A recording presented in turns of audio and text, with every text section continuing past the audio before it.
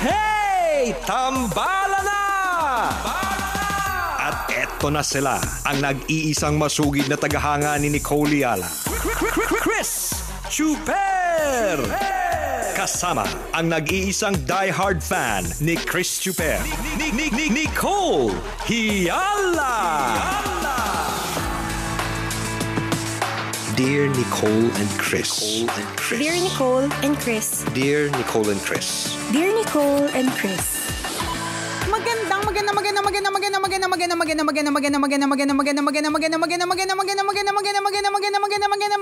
tanghali, mga tambalanista, mga kabisyo. Hi, partner! Hi partner! Hi mga kabisyo! O diba, sumikat din ang araw. There's sunshine after the rain. Nakakaloka, no? As in, nakakaloka talaga, promise. As in, yung tuyong kalsada. Gulatan yung nakakaloka, yung ang tuyo ng kalsada, samantalang kahapon swimming pool ka. Alam mo yun? Nakakalurkay talaga. As in, nakakalurkay. Yung, alimbawa, dati akong taga Mandaluyong partner eh. So, dalaga pa ako, taga Mandaluyong na ako. Hello? Hello? Anong nangyari? Nawala ba tayo? Hindi. Ano? Hindi ko madinig sarili ko. Ako din, hindi ko marinig yung sarili ko. Hinugot ko yung ano. Hello? Naghugot ako. Ay! Nung hinugot, ano nangyari? Hindi natin marinig yung sarili natin para sa ere tayo, no? Ayun. So, dati akong taga Mandaluyong. So, lumaki ko sa Mandaluyong partner. So, yung ano dyan, yung circle. Yung circle dyan, for the longest time, lagi ang baha. Si Manong Pinong Kadyot, kasamahan natin sa trabaho, di ba? Sinasabi niya na baha na naman kahapon dun sa circle. Nakakalungkot, hindi lang naman dyan sa area na yan. Maraming mga areas na yung sa may ilalim ng LRT, madaming mga lugar na everywhere na nung dalaga pa at binata tayo, ganun na katindi yung baha. Tas ngayon na hanggang natuto na tayong gumawa ng sariling bata, hanggang may mga anak na tayong bata, hanggat meron akong kaibigan na jumowa ng bata, di ba? Tas ganun pa rin yung problema, nakakaloka. Totoo yun. No? Ang dami po nating kwentong bagyo, kwentong baha, kwentong habagat kahapon hanggang ngayon. Correct. Kanya-kanya tayo ng na experience, kanya-kanya tayo na nasaksihan. So kanya-kanya tayo ng kwento sa social media. True. Ito yung kwento namin. So yung kwento ni Nicole, bata pa lang siya, bahain na hanggang ngayon, bahain pa rin. Walang pagbabago. Wala. Baka meron sa ibang mga bagyo, parang ang bilis lang. Pero ewan ko. Baka naman may nakatagong ginto sa ilalim ng kanal. Kaya saan nga? Kasi hindi maaalis yun eh. San yan? Dali. Puntahan natin. Nakakaloka. Baka yun yung salarin kung bakit hindi umaagos na maayos ang mga tubig. Ay baka. May Yamashita trend. Yamashita? Apakaluma. Nakakalurky. Pero diba? Nag-i-illusion tayo lahat ngayon. yung nag-hope. Kahit ganito tayo binaba, mayaman naman pala tayo, nakatago lang. Oo. Alam mo, minsan iniisip ko din talaga yan eh. Diba? Yan naman talaga nakaharang sa mga butas. Kaya hindi ma-drain. Hindi, pero totoo, nakakalungkot lang na hindi siya yung talagang totally na re-resolve. Hindi ko rin alam kung paano at bakit, 'di ba? Mahirap sagutin pero nakakalungkot lang. Pero ang katotohanan lang din talaga lagi na sinasabi na napaka-resilient ng mga Pilipino, 'di ba? Yes. Kahapon na naglabasan yung iba't ibang klase ng mga videos na sa gitna ng mga matitinding pagbaha, nakuha pang mag-TikTok.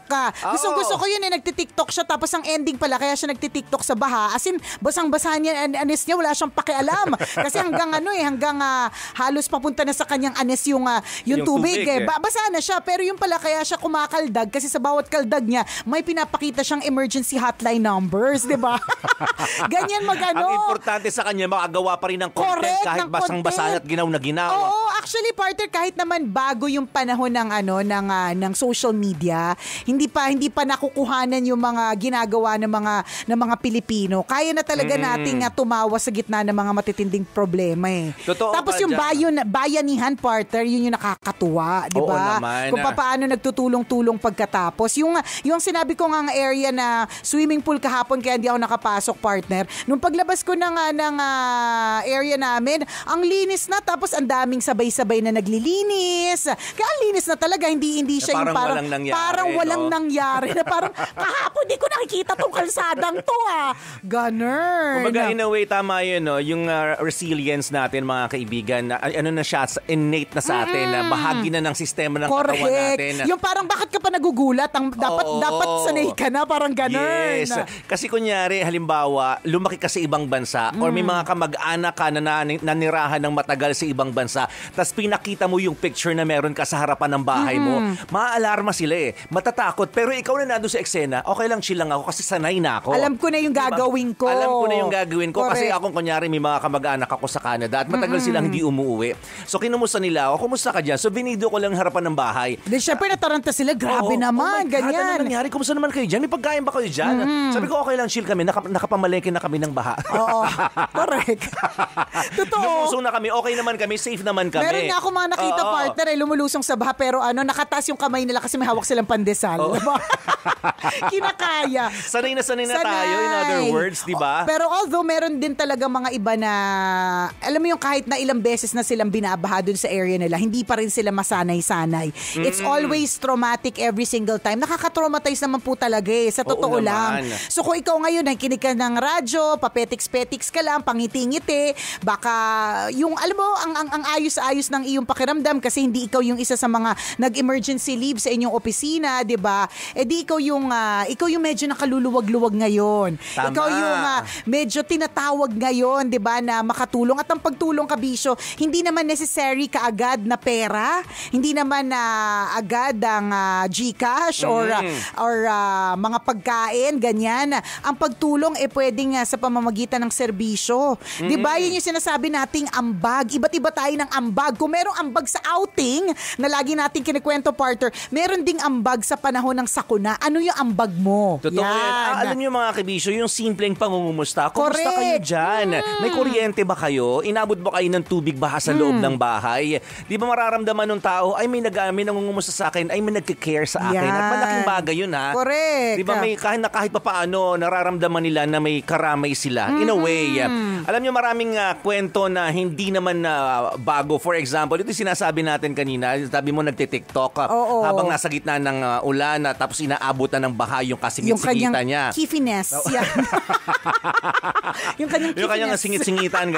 yung kaloob-looban at kasingit-singitan. Yung halimbawa, yung binaha yung Quezon Boulevard ba yun? Or tamang Quezon Boulevard. Tapos, ang dami nagsiswimming. Diba? Na hindi alintana yung danger na nandoon. Na pwede may kuryente. Totoo din. Yung leptospirosis. Or kung anumang mga Saka ang daming pwede delikadong kasi. bagay. Correct pwedeng kasi nga dahil tubig baha yung nakikita mo. Hindi mo nakikita yung mga posibleng mga dangers Merong yero na palutang-lutang na maaring magkasugat ka, di ba? Pero nakakapag-swimming. Tingnan nyo.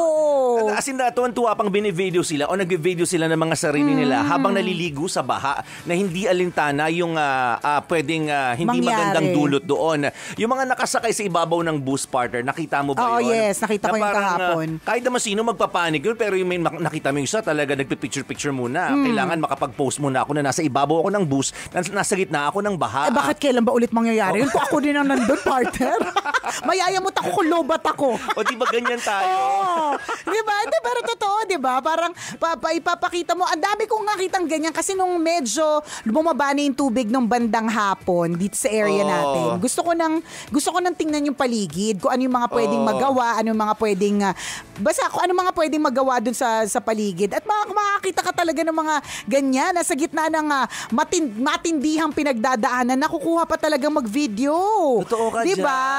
dyan. Nakakatuwa. Alam niyo po, minsan may mga naiinis kapag halimbawa may mga nag-video tungkol sa kanilang pagtulong.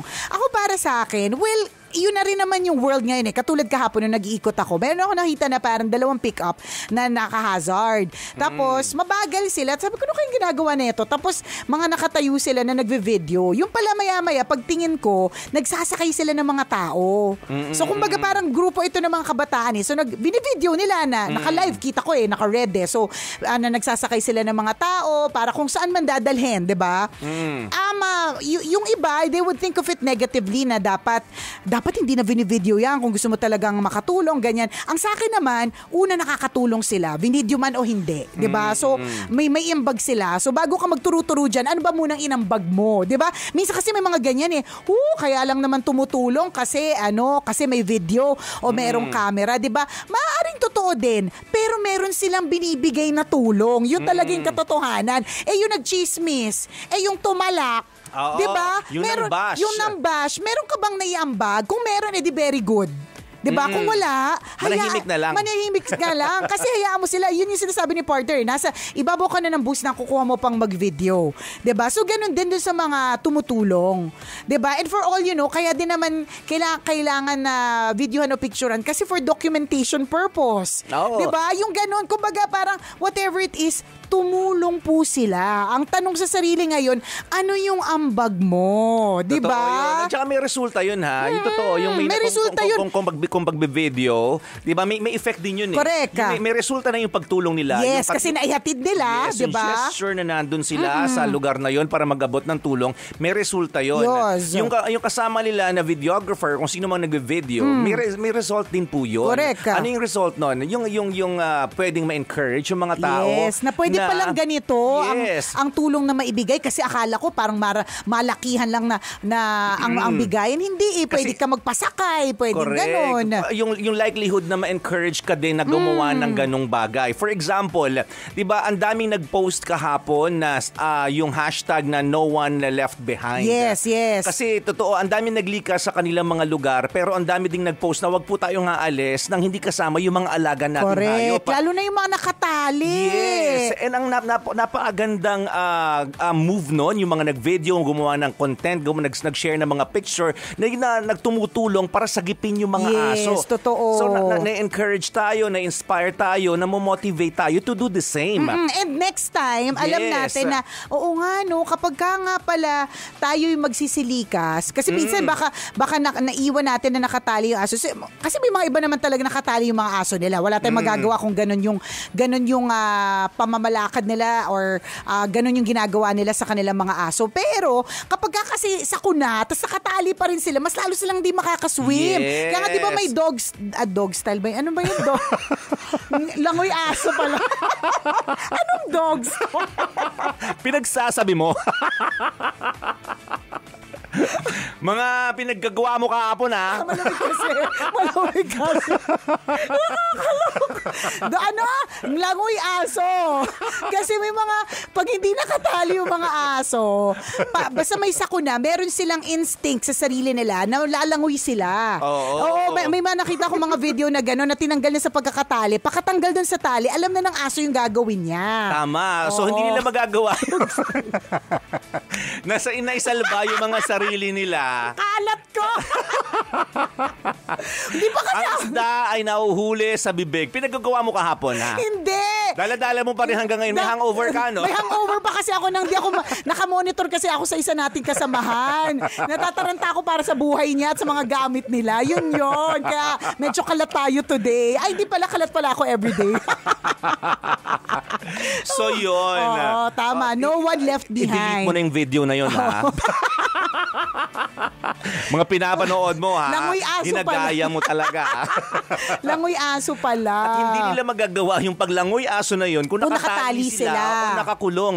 Ang daming buti nga yung mga tao ngayon, feeling ko lang, marami na sa atin ang natututo. Yes. Na every time nalilikas tayo, magkakaroon ng sakuna, kasama na natin yung mga hayop. Correct. And kahit yung mga evacuation center, kinoconsider na rin nila na magkaroon ng lugar o area para sa mga hayop. Correct. Dati wala namang ganun eh. Tao lang yung nililigtas yung mga alaga nating hayop sa bahay, iwan sila nakakulong. At nasaksihan natin yan nung nakaraang Ondoy, partner. Totoo.